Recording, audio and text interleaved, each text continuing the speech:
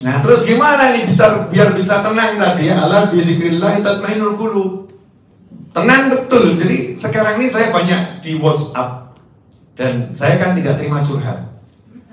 Nah, tapi Habib saya punya masalah, curhatlah pada Allah Ta'ala ketika aku hadir majelis. Ya Allah, saya punya masalah, bereskan masalah saya. Berangkat pengajian ke tempat saya, hadir saya majelis saya, gak jadi masalah. Nanti Allah akan bereskan itu. Jadi tenang. Berangkat pengajian tempatnya guru fulan, kiai fulan, ustadz fulan, hadir saja, jauh gak usah curhat. Yakinlah, ya sampaikan sama Allah. Ya Allah, saya punya masalah ini. Ya. Saya mau cari ilmu, nanti perjalanan cari ilmu itu akan menyelesaikan masalah. Masa kita ragu? Ya, kalau kamu percaya, maka kamu akan tenang.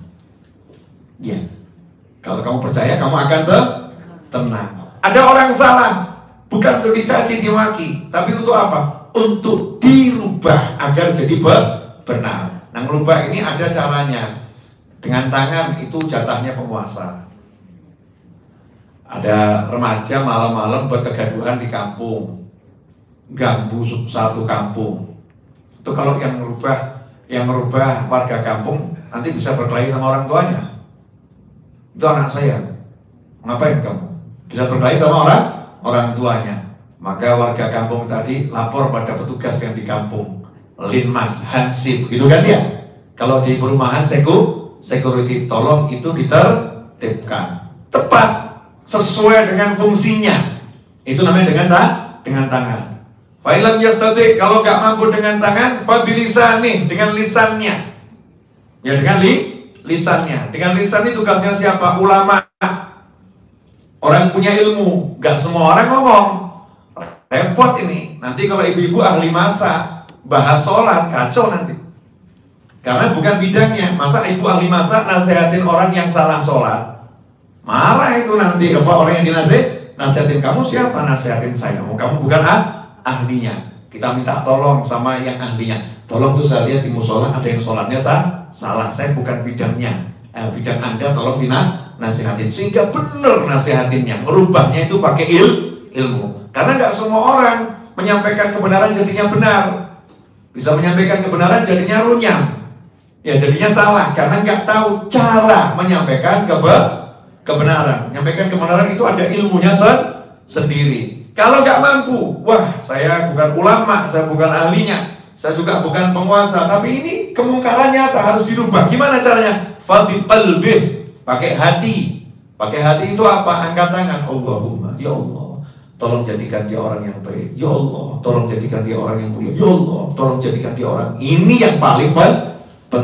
Jadi kalau kita pengen sukses, tanya pada Nabi Muhammad SAW. Ya Rasulullah, ya gimana caranya? Teman-teman saya supir truk itu nyupir juga kuat-kuat ya.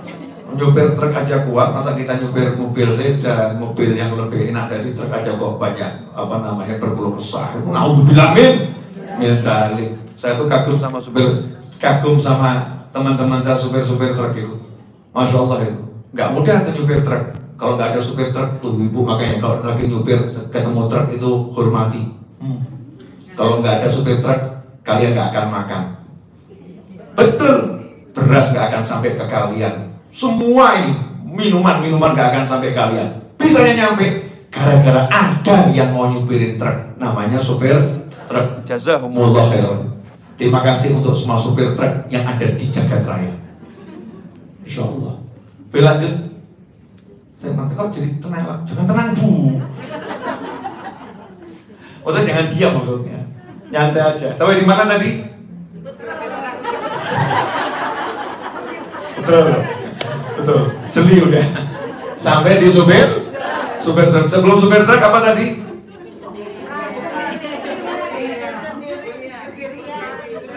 Durian. Setelahnya durian? Iya sebelumnya itu dikit apa?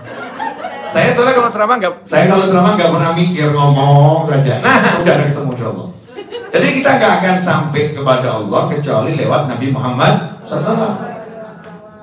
Harus lewat Rasulullah. Maka kita nanya sama Rasulullah, ya Rasulullah, SAW, saya ini nggak punya duit. Gimana caranya? Rasulullah udah dikasih Allah wahyu. Namanya wahyu itu Al-Quran. Nah, kita jangan baca Al-Quran tanpa lewat Nabi Muhammad SAW, karena Al-Quran itu turunnya pada Nabi Muhammad SAW. Jadi kita jangan cuma buka terjemahan terus diamalin. Masya Allah, itu tersesat sampai kesesatan yang sesat. Kalau baca Al-Quran terjemahan langsung diamalin begitu saja, ngeri. Ngeri pol itu. Ya, saya bisa buktikan nanti kalau baca terjemahan. Maka terjemahan Al-Quran itu bukan Al-Quran. Terjemahan Al-Quran bukan Al-Quran. Ya, terjemahan Al-Quran, Al-Quran yang berbahasa Arab itu Al-Quran. Untuk memahaminya, tanya sama Nabi Muhammad SAW. Untuk memahaminya, tanya sama Nabi Muhammad SAW. Jangan mikir sendiri. Nabi udah jelasin lewat sahabat kepada tabi'in, tabi'in, sampai kepada orang-orang yang diberi ilmu oleh Allah Ta'ala. Al-ulama warathatul anbiya, para ulama pewaris para Nabi. Makanya kalau mau tahu ilmunya Al-Quran, jangan sembarangan buka terjemahan Al-Quran, tapi nanya ilmunya para ulama, sehingga benar nanti. La nas'aluka rizqa, kami gak minta rezeki sama kamu. Artinya Allah berkata pada Nabi Muhammad SAW, aku tidak suruh kamu menjamin rezeki makhlukku. Itu mana tidak minta rezeki darimu. Sejak kapan Allah minta rezeki dari Nabi Muhammad SAW? Maksud ayat itu adalah aku tidak meminta kamu bertanggung jawab ngurusin rezeki makhlukku, tapi aku yang bertanggung jawab ngurusin rezeki makhlukku. Nah, kami yang beri kamu rezeki, kami yang beri kamu rezeki. Di ayat itu ada janji dari Allah Ta'ala, kalau kita itu betul-betul beresin sholat, Allah akan beresin rezeki kita lahiriah batiniyah. Allah Ta'ala mengatakan wa'mur ahlaka bis sholat, perintahkan keluargamu sholat, perintahkan keluargamu sholat. Artinya apa? Ajarin dulu sampai bisa, kemudian perintahkan sholat. Bukan anak, ayo sholat nak, ayo sholat nak, sholat nak. Istri, ayo sholat, sholat. Gitu. Suami, ayo sholat. Ngajarin, gak pernah perintah. Makanya dalam Islam itu pelajaran pertama dalam kehidupan sholat, yang menurunkan engkau ke muka bumi. Wa'mur ahlaka bis sholat wastabir 'alaiha, dan sabarlah. Memang kalau ngajarin sholat itu tantangan paling besar, karena setan yang mencegah untuk sholat itu setannya kelasnya juga besar.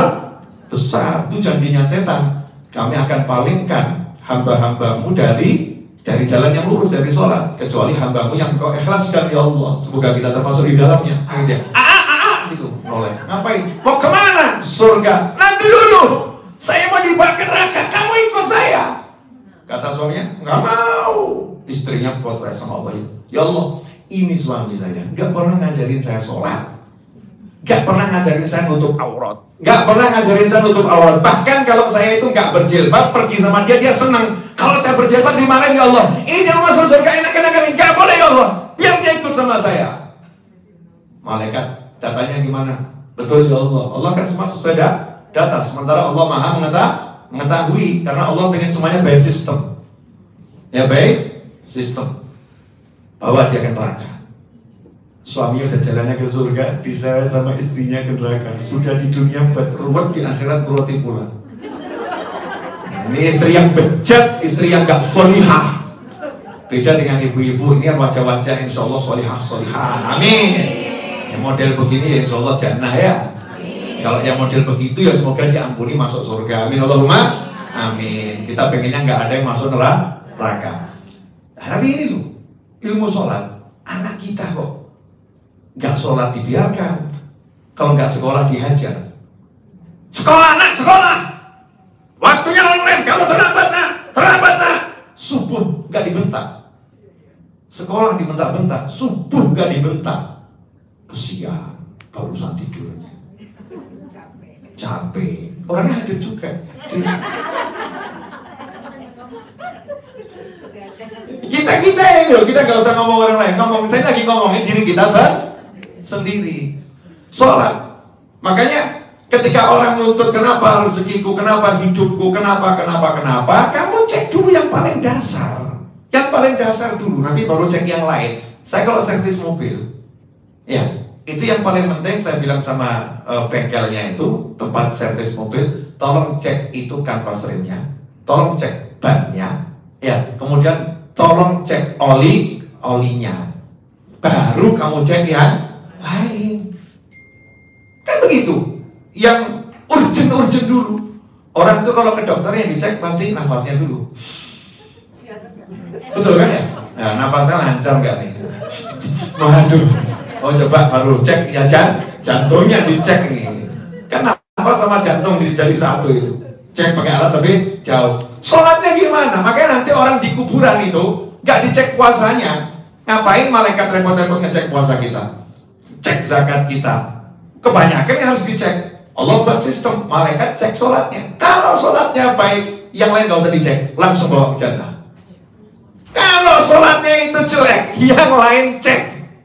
Detail ceknya itu. Mulai mikir. Bener juga ya.